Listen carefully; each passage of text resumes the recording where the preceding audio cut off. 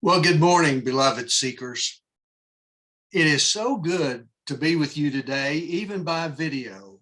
And I want to put out a special thanks to Dr. Ashley Goad, who helped me make this possible in order to get beyond the technology that I don't understand. So I hoped I would be able to see you face to face. And I hoped that I would be able maybe to even exchange a word or two with you, but that is simply not possible today. So just sit back, relax, get yourself another cup of coffee or whatever you have to do. And I'm just going to talk with you for the next 20 to 25 minutes about my life journey and a few insights that I have gleaned along the way.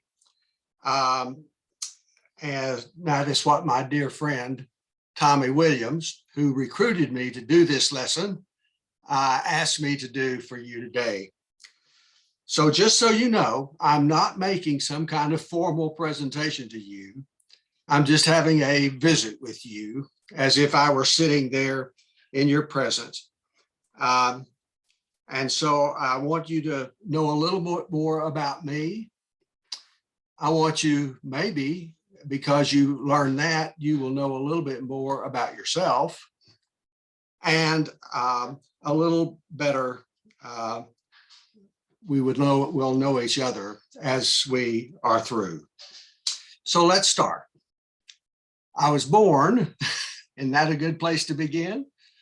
I was born on November the 11th, 1941, in a small 3-bed hospital, which was the largest hospital building in Hobbs, New Mexico, an oil field boomtown, brand new and bustling with many, many citizens, but very few civilized life type structures. So I was the first child of the loving parents that I had, Hutch and Loretta Hutchinson. And shortly after my birth, they made their way to Pampa, Texas, where my grandparents, my paternal grandparents, lived, and took me to First Methodist Church there, where I was baptized on a Sunday morning in the midst of that congregation in 1941. I might say that from that moment on, I have been in the church. I always like to say that I am a child of the church, and I've never really known a time, I can truly say this, I've never really known a time when I did not love Jesus. I was taught that from the beginning, and I've never been outside those boundaries for my 80 years thus far. So I am a child of the church, and I would say to you, we were participating members, my family, of First Methodist Church in Hobbs, New Mexico, until I was about 12 years old.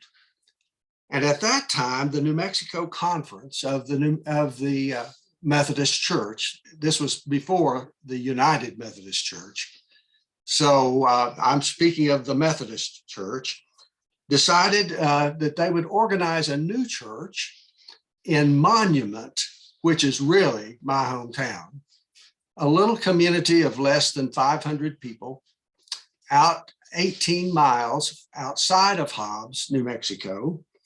And there they began a new Methodist church. I was 12 years old. And as I said, I was, well, I'm going to tell you this, I was the only person in that little group of people that were organizing this church who had any keyboard skills. And so at age 12, I began playing for church every Sunday. And I played for church for the next several years as we lived there in Monument. I grew up in a oil field camp, which was a group of company housing. And I, for those of you who understand and know the oil business or the natural gas business as it was for us, we lived in the Warren Petroleum camp. So as they organized the church there, as I said, I began to play, and I began to follow the directions and the loving care of the founding pastor, who was not an ordained elder, who was not a graduate of seminary, who was a simple local pastor who had come to Monument to help us with this project. And I loved him, and he loved me. And it was the first drawing into the inner workings of the church that I began to feel. I wanted to be like him. I wanted to be like him. I must say that I never achieved that high or humble quality that he had. But I wanted to be like Brother Sam Freeman. Well, as life rocked along, and when I became a junior in high school, I had gone with a youth group, my youth group, to a youth meeting in Lovington, New Mexico, the county seat of Lee County. And there we gathered together for the afternoon, and a Hobbs oil man by the name of J.F. McAdams was speaking that afternoon to us. He was speaking on alcoholism because he was a recovering alcoholic, a major business leader in that whole area. And yet he was giving his testimony. As he spoke, I felt this strange warming of my heart that Jesus loved me in such a way that he wanted me to commit my life to ordained ministry and serve in that way, to serve the church, as Brother Sam Freeman had taught me. I do remember going forward that afternoon and praying at the chancel rail. My prayer was, Lord, if this is what I think it is, I don't want to do this. So please take this call away and let me do something else. So for the next 4 years, literally, I fought that call. I went on to the University of Oklahoma, which I had planned to do. I began as an accounting major on my way to law school. And at the end of my sophomore year, I finally committed myself to this call to ordained ministry. And when I did it, a great weight fell off of me, which had been on me for some 4 years now, as I struggled saying, I don't want to do this. I don't want to do this. But finally, God's will won out. And so here I am today, after a lot of ups and downs, in your midst as an ordained clergy person. So from there, I went on to Duke Divinity School, which Ashley will love because she loves me to mention the name Duke in her presence. But there at Duke Divinity School, I prepared myself for ordained ministry. And at the end of my 3 years of study, I received my first appointment. And that appointment was to start a new church back in my hometown of Hobbs, New Mexico. When I told that to the dean of the Divinity School, when he asked me, what are you going to do after you graduate? I told him, he said, well, what, except for lack of imagination, is wrong with your district superintendent? I thought, oh my, I guess I've done the wrong thing. Well, it proved to be the right thing. And we had a great beginning of ministry by starting this new church. It was named Aldersgate. We named it Aldersgate after the Wesleyan experience on Aldersgate Street when his heart was strangely warmed. And we had a wonderful, wonderful 3 years of beginning that church. What I learned there was that people are hungry for community. People are hungry for love wherever you find them. It may be in your hometown.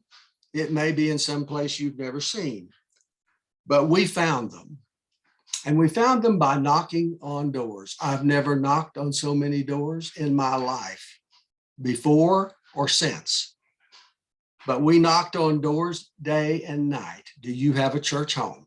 If not, we are starting a brand new church, and we'd love for you to come share some of that with us. So for 3 years, that's what I did. And then the bishop called. And the bishop said, Bill, I want you to go to Marfa, Texas, and serve that congregation there. So after 3 years of starting the new church, we went to this delightful little town in West Texas by the name of Marfa, Marfa, which is a Russian name. That name is not real popular today. Russian is not. But Marfa is a Russian name for the female name of Martha. So we went to Marfa, Texas, and it is the most delightful little town in all of West Texas. And I would add, it is the most sophisticated little town in all of West Texas. One former pastor told me when we got there, Bill, if you can serve Marfa, Texas successfully, you can serve anywhere successfully. And he was right. The prayers of those ranchers have carried me all the days of my ministry from the time I met them until this very moment. I learned in that little church that it doesn't have to be a large church to be effective and strong. Marfa was the strongest church I ever served in my ministry. They got it. They understood what the church meant. Extremely strong lay leadership. They also introduced me to camp meeting, which I've told you something about before, in 1969. And camp meeting remains home to me. And I love it just like I did the first time I ever went. Marfa, Texas, the strongest church I ever served. And then I went from there to Artesia, New Mexico, which was another very strong church. In fact, I had these two strong churches back to back. So I had 10 years of strong church leadership. Artesia was always called a bandbox appointment. Well, I understood why after I was there.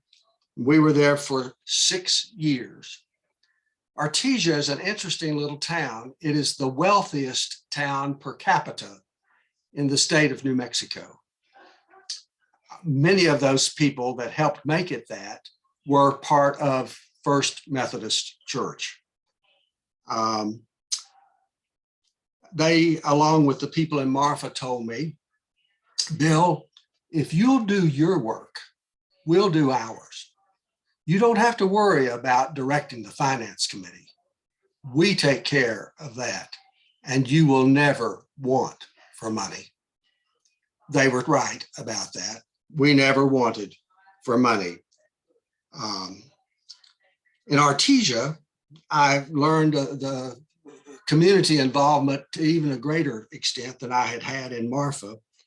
And one of the great things I did there was become chaplain of the high school football team. And I traveled with them every Friday, wherever they went.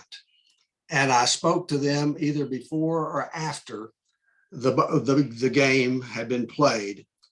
And we had a great time together in Artesia. I could tell you much about it, but I'll move on. From there, we went to Las Cruces, New Mexico, which is the second largest city in New Mexico. And I was at St. Paul's United Methodist Church, a very, very troubled church. A divisive group was very present there.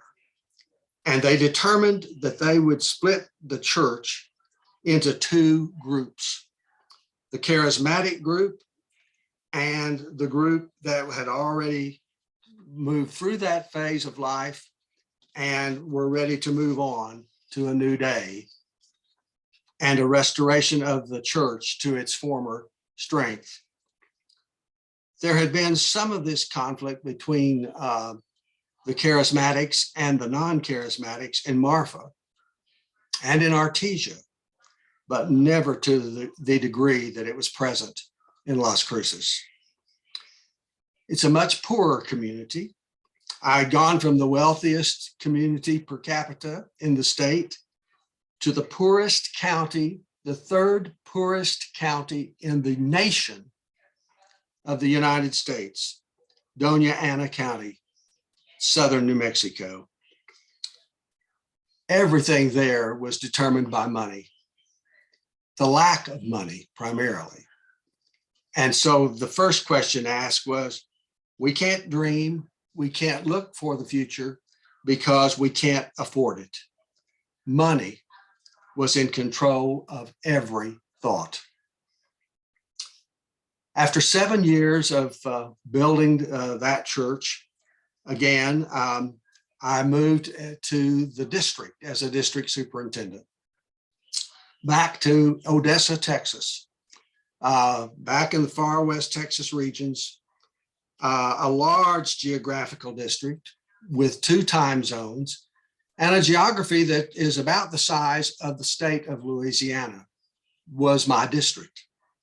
The vast plains of eastern New Mexico and West Texas were included, as well as the Davis Mountains in far West Texas. I loved it.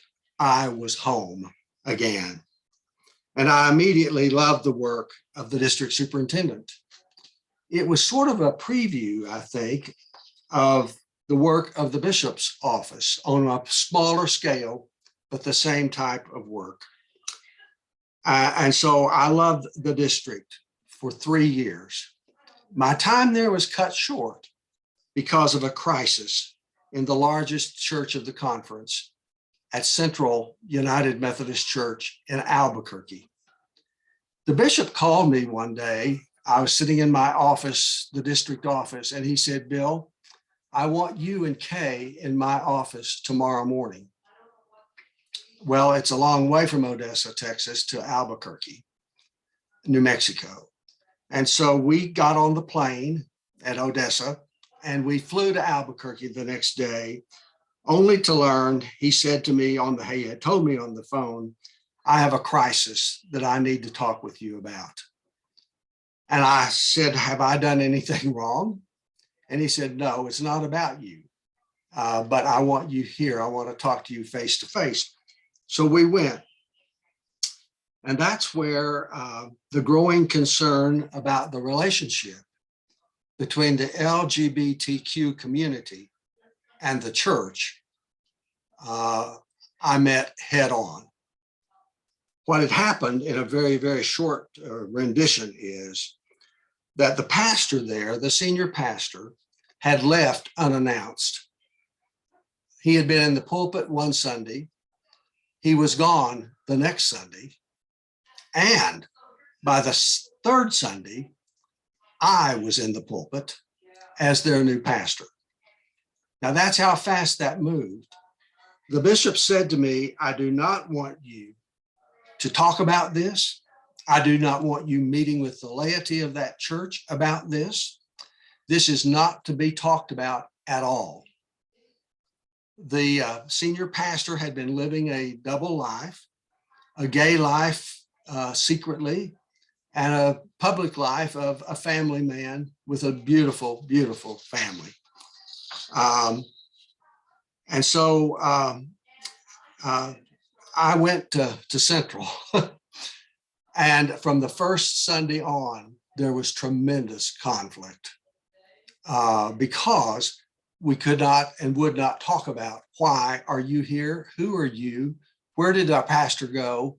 And etc.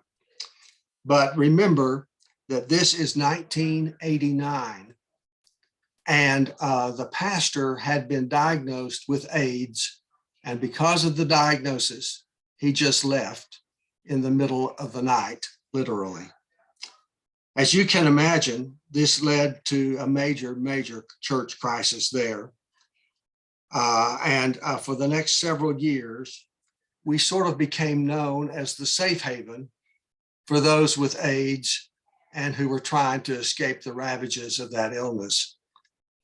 I did many funerals of AIDS victims in that 8-year period, but it was still in conflict the whole time. I've told people kind of facetiously that I was married to an abusive spouse for 8 long years. Well, I was married to the church, and the spouse, the church, was very abusive to me in many, many ways. But it helped me learn how to do many things that I needed to know. Finally, after the 8 years, I left for to go to the foundation in New Mexico conference. And then after 3 years there, I was elected a bishop in the year 2000. So let me tell you a little bit about that, that little journey. With the very background that I had, I was ready to be in service in that way. And what I want you to take away from our time this morning is our 3 little pieces of knowledge I gained in my run for the episcopacy. And that was in, again, like I said, in the year 1999 and 2000 that this was happening. I had done this twice before, in 1992 and in 1996.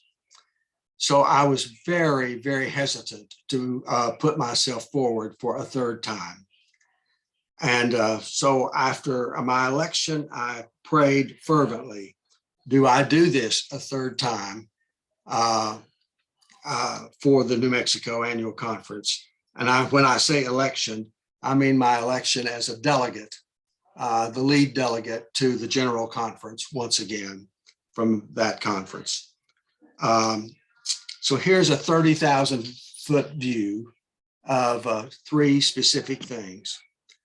Walking the streets of Carlsbad, New Mexico, praying fervently all the way, should I or should I not commit myself?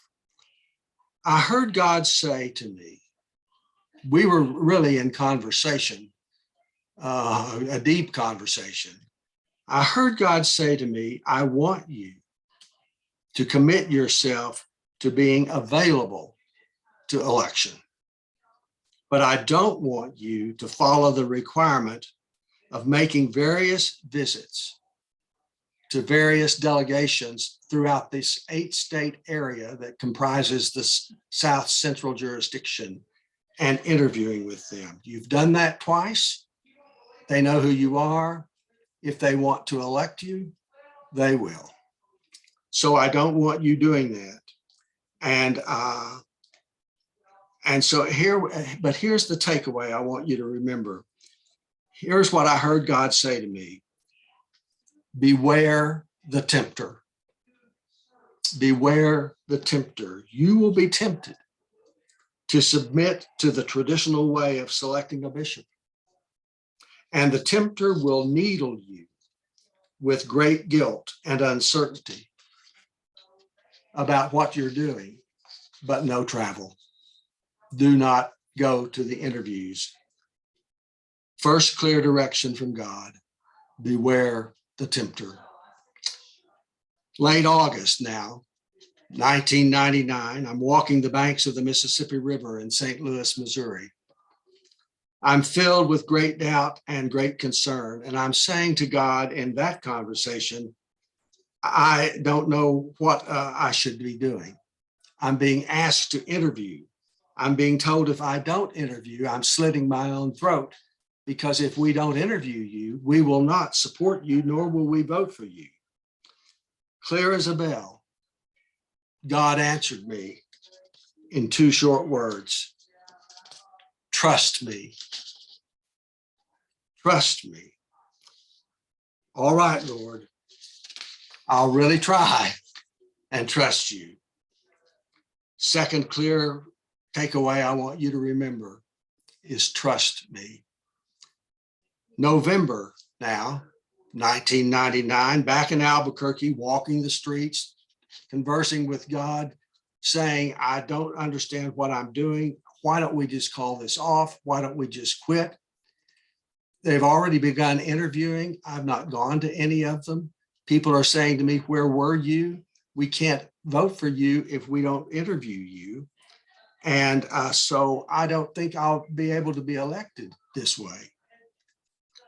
And God said to me clearly out of the blue, and the most strongly that he had spoken up until this point, and this time a little less lovingly, I thought. He said, this is not about you, Bill. This is not about you, Bill. And it is not about whether you will be elected a bishop or not. This is about whether you will be obedient to me. Whoa. I had crossed one line too many. And I got the message clearly. Sort of a catch you up by the scruff of the neck kind of message. Third clear takeaway. This journey through life is not about us. It's not about us. It's about our obedience to God. So the rest of the story is history. I was elected on the second ballot at the jurisdictional conference in July of 2000, having missed election on the first ballot by 1 vote.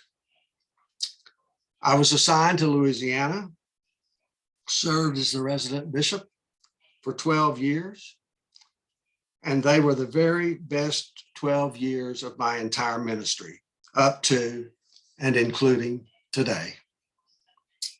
Kay and I loved, and we still love, Louisiana. We miss you. Our 3.5 years of service as the bishop in residence at First United Methodist Church there in Shreveport were wonderful years. And we are eternally grateful that we had that blessed experience. Thank you, seekers, for being among those who welcomed and loved us for who we are and for whom we were able to be while we were among you. So though I've had many more good growth-inducing insights and encounters with God beyond these that I gained in my third attempt at being elected a bishop, I just wanted today to pass those 3 things on to you for your own consideration in your journey through this life. Beware the tempter. Yield not to temptation, for yielding is sin, says the hymn. Trust me, God is speaking to us. And this is not about you, Bill, or Joe, or Mary, or Martha. This is not about whether you will be elected governor of Louisiana or not. or mayor of Shreveport, or the president of your Sunday school class, or the most popular person, guy or gal on your block. This life is about whether you will be obedient to Almighty God or not. Trust and obey, for there's no other way to be happy in Jesus than to trust and obey. So can I send our love to you? And we miss you profoundly. It's been great being with you for a little while this morning via video. And may God be with you until we meet again, which may just be at Jesus' feet. Amen and amen.